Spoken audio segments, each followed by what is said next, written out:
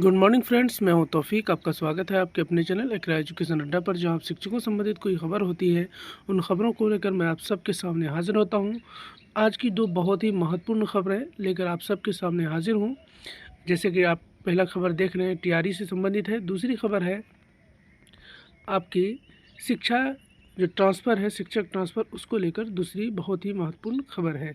तो इसमें आप सोचेंगे कि ट्रांसफ़र तो होने ही जा रहा है, इसमें कोई ख़ास बात तो नहीं होगी, लेकिन मैं आपको इस वीडियो में एक ख़ास बात बताने वाला हूं, जो कि इस खबर के माध्यम से आपको बताने वाले हैं। तो सबसे पहले हम लोग आज शुरू करते हैं। टीआरई 1 की होगी पड़ताल, बाहरी अभ्यर्थियों के आरक्षण प्रमाण पत्रों की होगी जांच।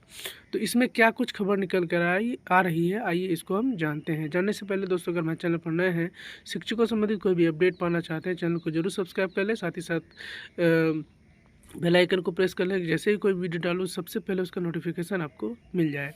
तो यहाँ पे बिहार शिक्षक भर्ती टीआरई के नियुक्त शिक्षकों के नियुक्ति प्रमाण पत्रों की राज्यव्यापी जाँच शुरू हो गई है। शिक्षा विभाग की मिली शिकायतें, उसके बाद उन शिक्षकों पर फोकस किया गया है जो बिहार से बाहर के निवासी होने के बावजूद राज्य में आरक्षित श्रेणी का लाभ लेकर टीआरई 1, 2 और 3 में चयनित हुए। जांच में गड़बड़ी मिलने पर नियुक्ति रद्द होने से लेकर कानूनी कार्रवाई की जाएगी। ये सरकार की मंत्रिमंडल सचिवालय, निगरानी विभाग तथा शिक्षा विभाग के निर्देश पर चल रही व्यापक जांच का हिस्सा है। राज्य के सभी जिलों में इस तरह की कवायद शुरू हो गई है। जांच के दायरे में बिहार के बाहर के अभ्यर्थी। जांच के दायरे में वे शिक्षक हैं जो बिहार के बाहर के अभ्यर्थी हैं, लेकिन उन्होंने बिहार में पिछड़ा वर्ग, अत्यंत पिछड़ा वर्ग, अनुसूचित जाति, अनुसूचित जनजाति, महिला आरक्षण, आर्थिक रूप से कमज़ोर वर्ग, ईडब्ल्यूएस अथवा आरक्षित श्रेणी का लाभ लेकर नियुक्ति पत्र प्राप्त किया है। निगरानी विभाग को यह पता लगाने में जुटा है कि वे ऐसे अभ्यर्थियों का आरक्षण का लाभ नियमों के अनुरूप लिया गया था या नहीं। इसके लिए आवासीय प्रमाण पत्र, जाति प्रमाण पत्र, क्रीमिलेयर प्रमाण पत्र और ईडब्ल्यूएस प्रमाण पत्रों का सत्यापन किया जाएगा। निगरानी विभाग ने जिला शिक्षा पदाधिकारी के सभी विद्यालयों में कार्यरत दूसरे राज्यों के शिक्षक की सूची मांगी है। इनके सभी कागजात भी मांगे गए हैं। कहीं ना कहीं ये समझ में आ रहा है कि जो भी शिक्षक अगर बाहरी राज्य से हैं, उन्होंने गलत तरीके से आरक्षण का लाभ ले लिया है, उन सभी शिक्षकों पर गाज गिरना तय है, जैसा कि इस खबर के माध्यम से पता चल रहा है। तो ये होना भी चाहिए, क्योंकि बहुत सारे शिक्षक जो बिहार के हैं उनको आरक्षण का लाभ मिलना चाहिए था, लेकिन दूसरे राज्यों के जो शिक्षक हैं वो गलत तरीके से अपना निवास प्रमाण पत्र, या जो महिला है वो उनको जनरल में होना चाहिए, लेकिन उन्होंने महिला होने का आरक्षण का लाभ उठा लिया है। तो ऐसे शिक्षकों का जांच तो होनी चाहिए और उस पर कार्रवाई भी होनी चाहिए। चलिए दूसरी खबर की हम लोग बात कर लें। तो यहाँ पर है कि शिक्षक तबादले की नई नीति तैयार कर हर साल जून में होगा ट्रांसफ़र।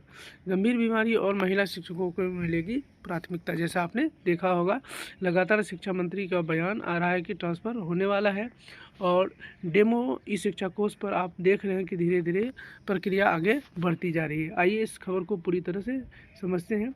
बिहार में लंबे समय से प्रतीक्षित शिक्षक स्थानांतरण नीति अब अंतिम चरण में पहुंच गया है। बिहार शिक्षा विभाग ने ट्रांसफ़र पॉलिसी का मसौदा तैयार कर वित्त विभाग को भेज दिया है।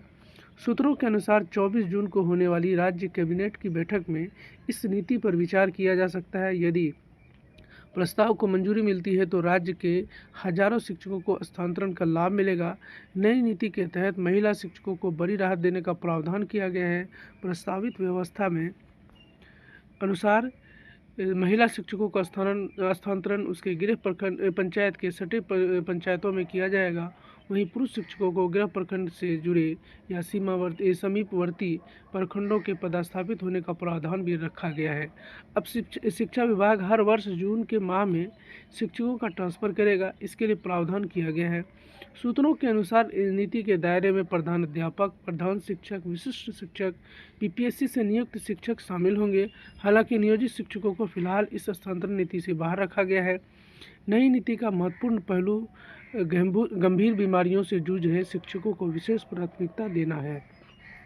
तो आपने देखा यहाँ पर स्थानांतरण की बात तो चल रही थी, लेकिन इसमें एक नई बात जो सबसे महत्वपूर्ण है कि हर साल जून में ट्रांसफ़र होने की बात कही गई है। तो कहीं ना कहीं ये शिक्षकों के लिए राहत है कि अगर इस साल नहीं हो पाया, अगले साल हो पाएगा। तो अगर इस तरह की नीति आती है, कहीं न कहीं शिक्षकों के लिए अच्छी खबर हो सकती है। चलिए दोस्तों, आज की 2 महत्वपूर्ण खबरों को लेकर मैं आप सबके सामने हाज़िर हुआ था।